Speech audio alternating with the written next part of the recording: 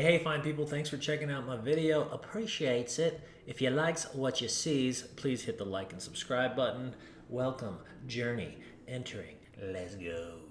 There are entire teams like of experts trying to build things that distract you to buy their product. Like right now, that's not like exaggeration. I've been in advertising. Like we had two-way mirrors and would study which way your eye moved on a screen so that we knew which way to put the blinking part of the website. So you have to know like the odds are stacked against you. It's up to Right. you to go, okay, here's what matters. Here's the discipline. Like, is discipline fun? No. Like, of No. course not. Like, the reward is, the after is, and if you'll push through that, you get to experience that. It's front loaded. And just to tie on to that, it is fun, just not at first.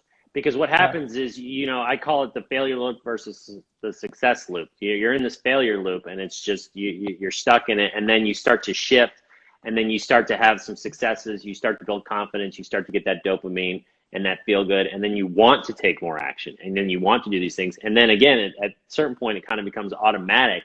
And you're doing these things like working out or being proactive with your relationships or, whatever it is in these courses, these good habits that are helping you build that momentum every day. And it doesn't even feel like work anymore. Right. So it's not like, I think it's important to tell people, it's not like your entire life, you're going to be like trudging. They got to know it's in the beginning. But then you can push past it. And there's the whole friction thing where like, if you hate running, don't make running your thing for physical fitness. Don't do something you enjoy. Reduce the friction. Right. Yeah, no. That was one of the lessons in Finish. There's a whole chapter we studied fun and the role fun has in goal production, performance, like for companies, ROI. No, fun has tremendous value.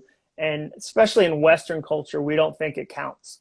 So people, if you ask people, tell me the 5 words you think of when you think of a goal, they say hustle, grind, sacrifice, willpower, discipline. They never go joy, laughter, engagement.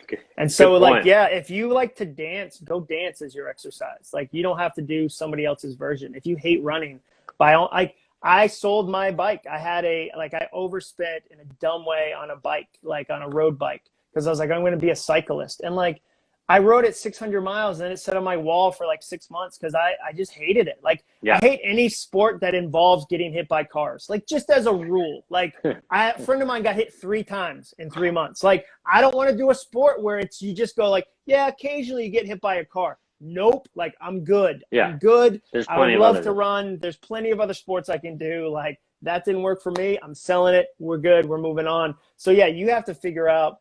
But you're not, you're right. You're not trudging through the whole time. You go through seasons where it's like, okay, I got to learn this new thing and it's a little uncomfortable and I'm going to kind of grow from there and it's going to be really fun. And there's some fun mixed in. So yeah, it's a mix for sure.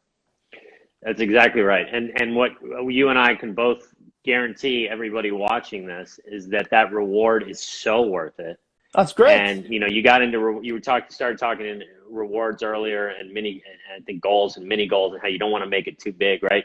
You just set those have a master plan. Goals are so important. You got, because you wrote a book on it, but I'm always preaching to the choir. Like you got to have goals. It's the only way I got where I got. Totally. But you don't want it to be like, okay, I'm going to be like some ridiculously insane thing and then have nothing in between. You're never going to get there, right? You got to have those small ones that lead up to that, but at least the big picture where you want to end. And you may pivot and you may switch, and that's great. Yeah. But just know that's going to happen. But you got to have those little morsels that you get in the meantime that feel good. Otherwise, 100%. I mean, I talked to a marathon trainer, and she said, you don't run a marathon, you run a 5K. And then so you go to run your race. Even on race day, you're running a 5K first, and you go, okay, I can do a 5K. And then you're running a 10K, and you're like, okay, I can do a 10K. And then you're stacking the entire race. You're never going, I have to run 26.2 miles. You're saying there's many races inside this big one.